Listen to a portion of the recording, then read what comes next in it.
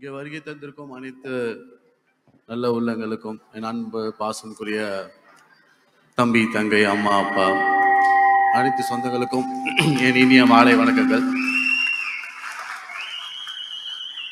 இங்கே வருகை தந்திருக்கும் ஐயா அவர்கள், எம்எல்ஏ ஐயா அவர்கள், திருபுவனை கான்ஸ்டிடுவன்சி திரு அங்காளன் அவர்கள்,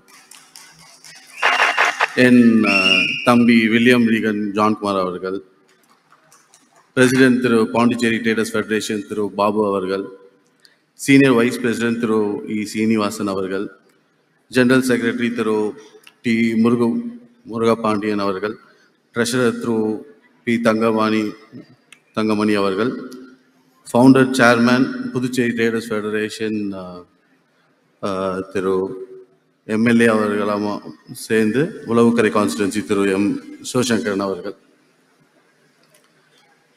வணிகர்கள் இந்த நாட்டோடைய முதுகெலும்புன்னு சொல்லுவாங்க. ஏன்னா அரசாங்கத்துக்கு வரி கட்டக்கூடியதுக்கு நம்ம வணிகம் இருக்கணும், வியாபாரம் இருக்கணும். மக்களுக்கு படிச்சு முடிச்சோன்னு இளைஞர்களுக்கு வேலை வாய்ப்பு கொடுக்கறதுக்கு தொழில் இருக்கணும். இதை ரெண்டுத்தையும் உருவாக்குறதுக்கு நல்ல அரசாங்கம் இருக்க வேண்டும். அதில் ஆட்சி புரியவர்கள் அவங்களுக்கு என்ன தேவைங்கிறத புரிஞ்சு அதை நல்லபடியாக அவங்க சுலபமாக செஞ்சு கொடுக்க வேண்டும். நம்ம புதுச்சேரி எடுத்துக்கிட்டிங்கன்னா 1ஆம் நூற்றாண்டிலேயே நம்ம அந்த வீடியோ பார்த்த மாதிரி நம்ம இங்கேருந்து ரோமுக்கே நம்ம வணிகம் செஞ்சுருக்கோம். நம்மளோட தமிழ் நாடு அந்த காலத்து தமிழ் தேசமாக மன்னர்கள் இருக்கும் போதே, பாண்டியன் மன்னர்களாக இருக்கட்டும், சோழர் மன்னர்களாக இருக்கட்டும், பல்லவர்களாக இருக்கட்டும், நம்ம உலகத்துக்கே வணிகம் செஞ்சிருக்கிறோங்கிற தரவுகள் கிரீக் அவங்களோட ஹிஸ்ட்ரியிலையும் இடம்பெற்றிருக்கு. அது போக சில்க் ரூட்டுன்னு சொல்லுவாங்க. இங்கேருந்து நம்ம சைனா, அது போக நம்ம ரஷ்யா, இந்த மாதிரி எல்லா இடங்களுக்கும் வணிகம் செஞ்சுருக்கோம். இன்னைக்கு இல்லை, பல ஆண்டுகளுக்கு முன்பே. இன்னைக்கு எப்படி நம்ம இவ்வளோ மாறப்பட்டிருக்கோம். நீங்க பாத்தீங்கன்னா 1910 1910வது வருஷத்துல புதுச்சேரி எக்கானமி எங்கேயோ இருக்கு. அன்னைக்கு துபாயா சிங்கப்பூரை பார்க்கும்போது துபாய் ஒரு பாலைவனமா இருந்தது. அன்னைக்கு ஒட்டகம் மேய்ச்சிட்டு இருந்தாங்க ஷேக்குங்களாம். இன்னைக்கு அதே ரோடு ஷேக் ஜாயத் ரோடுன்னு ஒன்று சொல்லுவாங்க, அங்கே ஒரே ஒரு பில்டிங் தான் இருந்தது. இன்னைக்கு பார்த்தீங்கன்னா உலகத்தை மிகப்பெரிய பில்டிங் உலகத்திலே ஷேக் ஜாயத் ரோடுன்னு சொல்லி துபாயில தான் இருக்கு. இதே சிங்கப்பூர் பார்த்தீங்கன்னா மலேசியா இது ஒரு ஸ்லம், இது நம்மளுக்கு வேணாம் அப்படின்னு ஒதுக்குன நாடு தான் சிங்கப்பூர். அதே அந்த லீ குவான் யூ அன்னைக்கு இருக்கிற பிரதமர் பிரைம் மினிஸ்டர் அந்த நாட்டை அப்படியே ஒரு டிராஸ்டிக் டிரான்ஸ்ஃபார்மேஷன் பண்ணாரு. ஸோ இன்னைக்கு நம்ம ஏன் இன்னைக்கு இங்கே இருக்கோம்? இப்போ புதுச்சேரியில் எடுத்துக்கிட்டிங்கன்னா 2006 பார்த்தோம்னா 800 ஏக்கர் அரசாங்கம் அன்னைக்கே தொழில் வியாபாரம் செய்யறதுக்காக, இண்டஸ்ட்ரி பார்க் பண்றதுக்காக இடம் எடுத்திருக்காங்க. ஆனா இது வரைக்கும் அந்த இடத்துல எதுவுமே பண்ணல. அதுல அண்ணன் அங்காளன் சொன்ன மாதிரி ஜிப்மர் ஒரு காலேஜ் கட்டணும், multi speciality hospital with research centre பண்ணணும்னு வந்தவங்க கிட்டே சாங்ஷன் ஆன விஷயத்தையே கேன்சல் பண்ணியிருக்காங்க.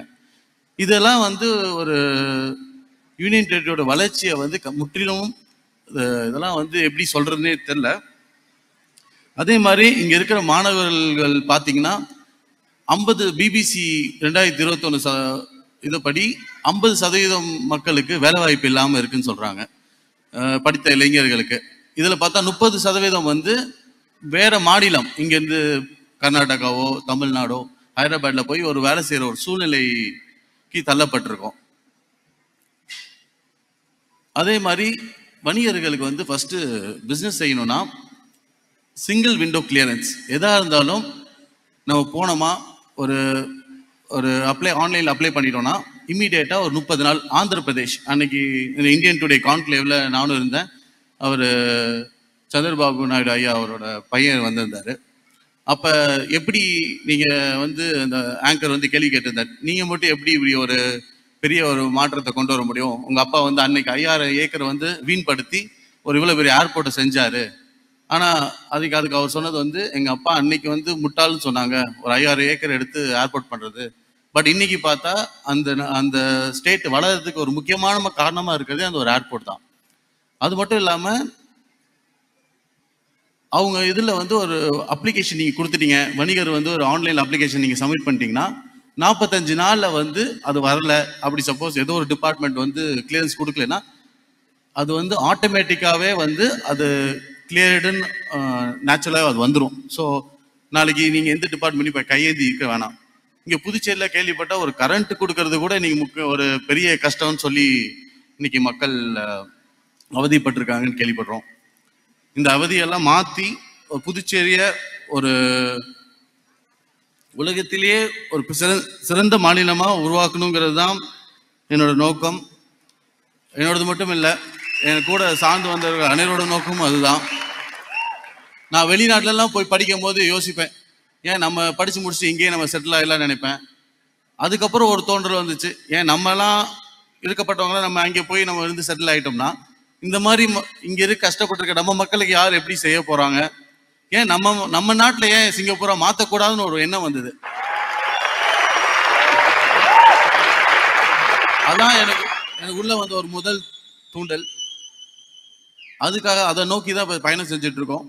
இங்க துபாயிலலாம் பார்த்தீங்கன்னா எல்லாத்துக்குமே ஒரு பார்க் இருக்கும். இண்டஸ்ட்ரீஸ்க்கு ஒரு தனியாக பார்க் இருக்கும், எலக்ட்ரானிக்ஸ்க்கு ஒரு தனியாக பார்க் இருக்கும். இப்போ நீங்கள் சைனாலாம் பார்த்தீங்கன்னா ஃபர்னிச்சருக்கு மட்டும் 500 ஏக்கர் 1000 ஏக்கரில் வந்து அதுக்கு மட்டுமே ஒரு இது பண்ணுவாங்க. இப்போ நம்ம ஊரில் அதெல்லாம் பண்ணணும்னா நம்ம மேனுஃபேக்சர் பண்ணுற ஒரு சின்ன சிறு தொழிலிருந்து பெருந்தொழில் பண்ணுறவங்க வரைக்கும் எண்ட் டு எண்ட் ஒரு இடத்துல பார்க்கிங்கோட ஃபெசிலிட்டிஸோட கொடுக்கும்போது மக்கள் அங்கே வந்து உங்களுக்கு ரெண்ட்டும் சீப்பாக கிடைக்கும். ஸோ அப்படி இருக்கும்போது வாங்குறவங்களுக்கு வந்து பொருள் சீப்பாக இருக்கும். அதே மாதிரி புதுச்சேரி தான் இந்தியாவிலே one of the longest frontage இருக்கிற ஒரு ஊர். நேஷனல் ஹைவேஸ் வந்து இருக்கிற ஃப்ரண்டேஜ். நம்ம இவ்வளோ பெரிய ஒரு அட்வான்டேஜை வச்சுட்டு நம்ம இங்கே ஒரு இண்டஸ்ட்ரீஸ் பார்க்கில் நம்ம பெருசாக பண்ணோம்னா வந்து கண்டிப்பாக வந்து மற்ற மாநிலத்திலேருந்து இங்கே வந்து கண்டிப்பாக பொருள்லாம் வாங்கிட்டு போவாங்க. அவங்களுக்கு ரேட்டும் குறைவாக இருக்கும், இங்கே இருக்கிறவங்களுக்கு வேலை வாய்ப்பும் கிடைக்கும். அதே மாதிரி இங்கே இருக்கிற ஐடி கம்பெனி மெயினாக இங்கே இருக்கிற எல்லாருமே கொண்டு போய் பெங்களூர்லேயும் ஹைதராபாத் சென்னையில் தான் வேலை பார்க்குறாங்கன்னு சொல்கிறாங்க. இன்னைக்கு நம்ம ஊர்ல ஏகப்பட்ட லேண்டு சிட்டிக்குள்ள போனோம்னா எதை பார்த்தாலுமே மூடி தான் கிடக்குது. ஒரு ஸ்போர்ட்ஸுக்குன்னு ஃபெசிலிட்டின்னு பண்ணேன்னு சொன்னாங்க. 4 வருஷமா 5 வருஷமா ஒரு ஸ்போர்ட்ஸுக்கு ஒரு கடையை கட்டிட்டு இன்னைக்கு வரைக்கும் திறக்காம அதை மூடி வச்சுட்டே இருக்காங்க. அதே மாதிரி ஒரு ஃபேக்டரி ஏஎஃப்டி மில் எடுத்துட்டானோ அதுவும் பார்த்தாலும் ஒன்று வேலை செய்ய அது தொடங்கணும், இல்லையா வேற ஏதாவது பிரயோஜனப்படுத்துறதுக்காக ஒரு யூஸ் பண்ணும். அதையும் சிட்டிக்குள்ள இருக்கிற எல்லா இடமும் முக்கியமான இடங்கள் எல்லாமே பார்த்தா வீணா இருக்கு. இது மாதிரி ஏதோ ஒரு இடத்த எடுத்து ஒரு ஐடி பார்க் நம்ம செஞ்சு கொடுத்தா நம்ம இருக்க மக்கள் போய் வெளி மாநிலத்தில் போய் வேலை செய்யணுங்கிற ஒரு தேவையே இருக்காது. அப்படி அவங்க இங்கேயே வேலை செஞ்சு சம்பளம் வாங்கினாங்கன்னா அவங்க கிடைக்கிற சம்பளத்தையும் நம்ம இங்க இருக்கிற மக்கள் இங்க இருக்க கடையிலேயே அவங்க செலவு பண்ணுவாங்க. இங்க இருக்கிற எக்கானமி, இங்க இருக்கிற புதுச்சேரியோட வியாபாரம் இன்க்ரீஸ் ஆகும். இப்ப அவங்க இங்கேருந்து அங்கே போய் இருக்கும்போது அவங்க வாடகையா இருக்கட்டும், சாப்பாடா இருக்கட்டும், அவங்க தங்குற இடமா இருக்கட்டும், முக்கால்வாசி காசு அந்த இதுக்கே செலவிடும். அவங்க வீட்டுக்கு எடுத்துட்டு வர்றது வந்து ரொம்ப கம்மியான ஒரு இதுவாக தான் இருக்கும். ஸோ இந்த மாதிரி முக்கியமான, ஏன்னா இப்ப பொட்டென்ஷியல் இல்லைன்னு இல்லை, இன்னைக்கு உலகத்துல வந்து ஒரு பாலைவனத்தையே சோலைவனமா மாத்துங்கிற போது நம்ம கிட்ட படிச்ச இளைஞர்கள் இருக்காங்க. என்னோட நண்பர் வியட்நாம்ல இருந்து வின்ஃபாஸ்ட்னு ஒரு கார் கம்பெனி வந்தாங்க. அவங்க இந்தியாவில் வந்து இடம் பார்த்துட்டு இருந்தாங்க. நான் வந்து என்கிட்ட ஹெல்ப் கேட்டாங்க. நான் சொன்னேன் நம்ம ஃப்ரெண்டு மினிஸ்டர் கிட்ட நான் இன்ட்ரோடியூஸ் பண்ணுறேன்னு சொல்லி அவங்க காரைக்கால் பார்த்தாங்க, நம்ம இங்கே குஜராத்தில் பார்த்தாங்க, மகாராஷ்டிரா பார்த்தாங்க, தமிழ்நாடு பார்த்தாங்க. மகாராஷ்டிரா குஜராத் உங்களுக்கு ஒரு இலவசமாக லேண்டு தரேன், உங்களுக்கு என்ன வசதி வேணுமோ நான் பண்ணி தரேன்னு சொன்னாங்க. அவங்க ஏன் தமிழ்நாடு சூஸ் பண்ணாங்கன்னா நமக்கு இருக்கிற இளைஞர்கள் வந்து இன்னைக்கு காமராஜர் தலைவர் இருக்கும் போதே எல்லாத்தையும் அன்னைக்கு ஒருத்தர் படிக்க வச்சார்.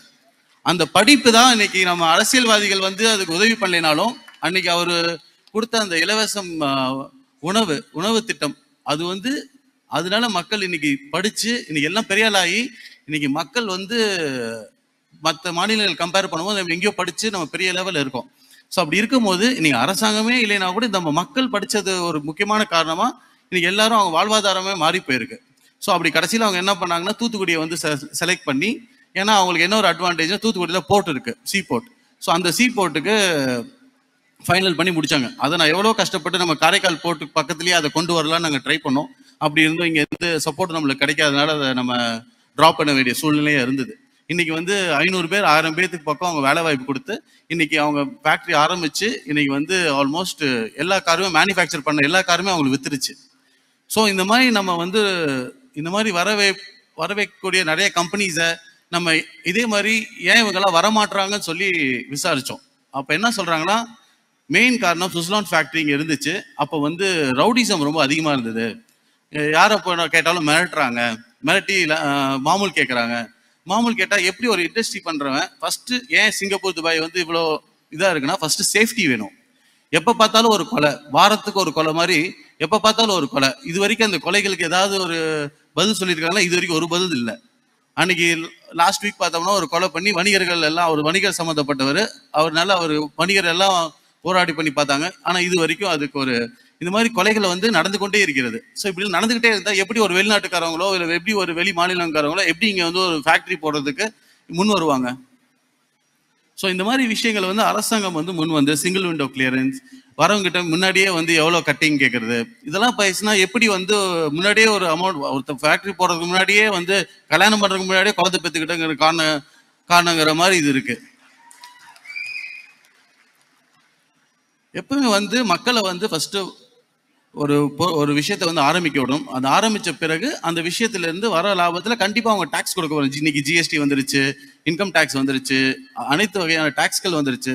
அந்த மாதிரி டாக்ஸை வச்சு நம்ம எப்படி நம்ம மாநிலத்தை டெவலப் பண்ணணும்னு பார்க்கணுமே தவிர இந்த மாதிரி கெட்ட விஷயத்துக்கெல்லாம் போய் நம்ம வர மக்களையும் ஆல்ரெடி இருந்த கம்பெனியே வெளியே அமிச்சிட்டோம். இனி புதுசாக வரவங்களுக்கு நம்ம மாற்றத்தை உருவாக்கினால் மட்டுமே புது வந்து ஃபேக்டரியோ காலேஜோ இன்ஸ்டிடியூஷன்ஸோ ஏதோ செய்ய வருவாங்களே தவிர அது இல்லைனால் நம்ம இது பண்றது ரொம்ப கஷ்டமாயிடும்.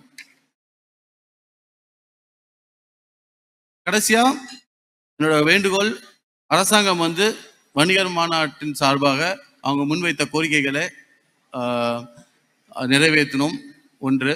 இன்னொன்று, இந்த மக்களுக்கு இந்த ரெஜிஸ்ட்ரேஷன் மெம்பர்ஷிப் ரெஜிஸ்ட்ரேஷனுக்கு தேவையான பண உதவி, நிதி உதவி எங்கிட்ட கேட்டிருந்தாங்க. அதுக்காக 5000 பேர்த்துக்கு ஒரு 300 ரூபா கொடுத்து அந்த ரெஜிஸ்ட்ரேஷன் ஃபீஸை கொடுத்து அதை ஸ்டார்ட் பண்ணுறேன். நான் முன் வந்து உதவி பண்ணுகிறேன். உங்களோட அன்பு ஆதரவும் என்னைக்கும் எப்பவும் தேவை. நன்றி, வணக்கம், தேங்க்யூ.